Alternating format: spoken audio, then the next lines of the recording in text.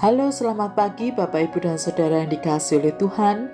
Kita berjumpa lagi dalam Salam Pagi.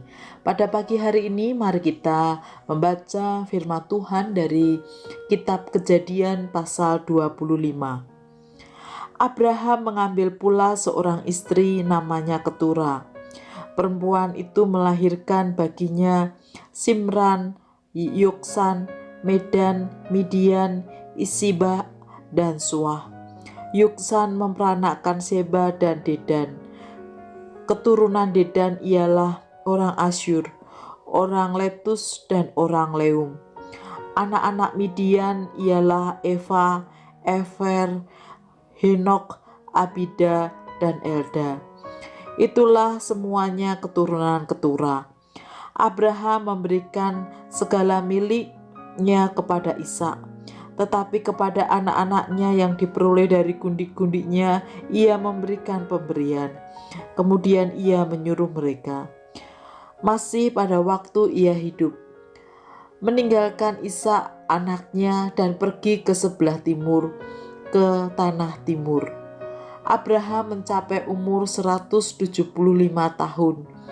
Lalu ia meninggal. Ia mati pada waktu telah putih rambutnya, tua dan suntuk umur. Maka ia dikumpulkan kepada kaum leluhurnya, dan anak-anaknya Ishak dan Ismail menguburkan dia dalam gua Makpela di padang Efron bin Sohar, orang Het itu, padang yang letaknya di sebelah timur Mamre, yang telah dibeli Abraham dari Bani Het.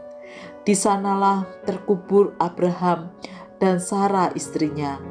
Setelah Abraham mati, Allah memberkati Ishak anaknya itu, dan Ishak diam dekat sumur Lahai Roy.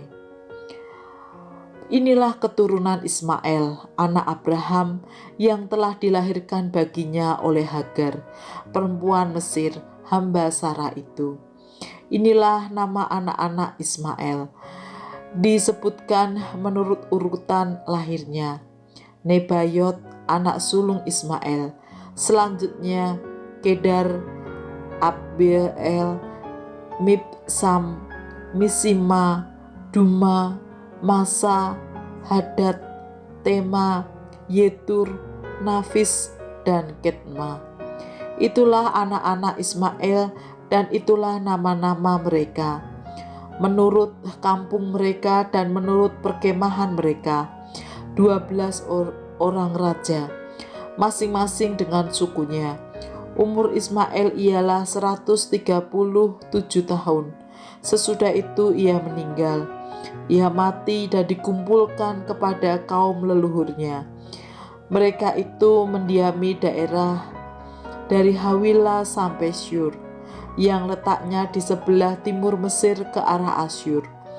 Mereka menetap berhadapan dengan semua saudara mereka. Inilah riwayat keturunan Ishak, anak Abraham.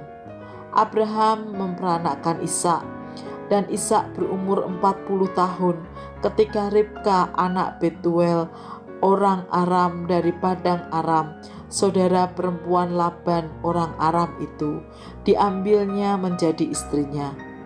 Berdoalah Ishak kepada Tuhan untuk istrinya, sebab istrinya itu mandul.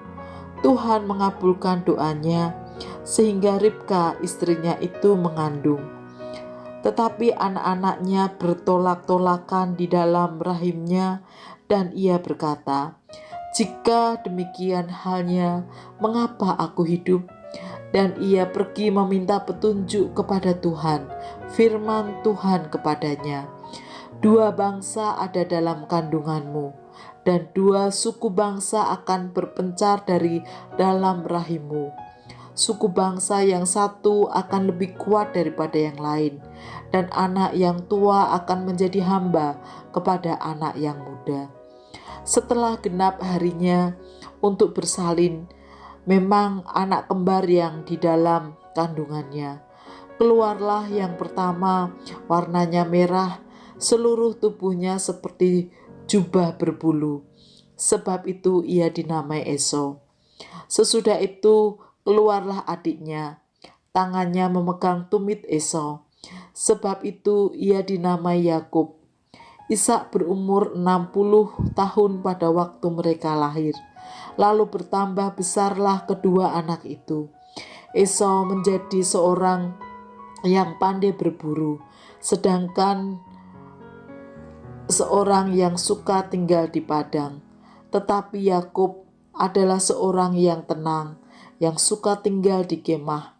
Ishak sayang kepada Esau, sebab ia suka makan daging buruan, tetapi Ribka kasih kepada Yakub. Pada suatu kali Yakub sedang memasak sesuatu, lalu datanglah Esau dengan lelah dari padang. Kata Esau kepada Yakub, "Berikanlah kiranya aku menghirup sedikit dari yang merah-merah itu, karena aku lelah." Itulah sebabnya namanya disebutkan Edom. Tetapi kata Yakub, "Juallah dahulu kepadaku hak kesulunganmu." Sahut Esau, "Sebentar lagi aku akan mati. Apakah gunanya bagiku hak kesulungan itu?" Kata Yakub, "Bersumpahlah dahulu kepadaku." Maka bersumpahlah ia kepada Yakub, dan dijualnyalah hak kesulungannya kepadanya. Lalu Yakub memberikan roti dan masakan kacang merah itu kepada Esau. Ia makan dan minum, lalu berdiri dan pergi. Demikianlah Esau memandang ringan hak kesulungan itu. Bapak, Ibu, dan Saudara yang dikasihi oleh Tuhan, generasi demi generasi silih berganti. Demikianlah Abraham tutup usia setelah lanjut umur. Ia dikuburkan di Makpela, tempat istrinya Sarah dikuburkan. Namun kisah tidak berhenti. Dari Abraham kepada kisah Ismail dan Ishak. Kisah Ismail sedikit disebutkan. Selanjutnya tertuju pada Ishak dan keturunannya. Hal itu sesuai dengan janji Tuhan pada pasal 17 ayat 21. Ribka, istri Ishak, melahirkan 2 anak kembar, yaitu Esau dan Yakub. Meskipun kembar, mereka sangat berbeda, baik rupa, kulit, kebiasaan, dan juga karakter. Dalam hal inilah Ishak dan Ribka terjebak dalam sayang yang berpihak. Ishak kepada Esau, Ribka lebih sayang kepada Yakub. Bapak, Ibu, dan Saudara yang dikasihi oleh Tuhan, pola asuh atau sikap orang tua mempengaruhi generasi berikutnya atau anak-anak. Namun demikian, orang tua tetap bertanggung jawab atas anak-anak yang Tuhan percayakan. Oleh karena itu, mari kita mensyukuri orang tua kita, bahkan nenek, buyut yang sudah mendahului kita. Namun juga mari kita menghidupi generasi yang sekarang ada pada kita, serta menjaga agar generasi berikutnya terus setia kepada Tuhan di tengah segala gumul juang. Amin. Mari kita berdoa. Tuhan Allah yang mengasihi kami, terima kasih kami boleh dihadirkan di dalam dan melalui keluarga. Kami bersyukur untuk orang tua, bahkan nenek kakek, buyut, orang-orang yang sudah mendahului kami. Kami juga bersyukur untuk keberadaan kami saat ini. Kiranya kami boleh memaknai kehidupan di masa kini, masa kami dengan baik. Belajar dari orang tua kami. Tentu hal-hal yang positif yang bisa kami pakai untuk kebaikan di masa kini.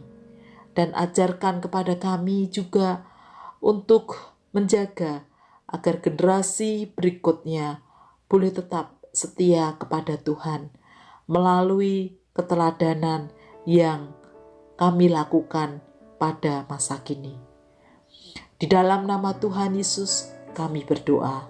Amin. Bapak, Ibu, dan Saudara, selamat melanjutkan aktivitas hari ini. Tuhan Yesus memberkati.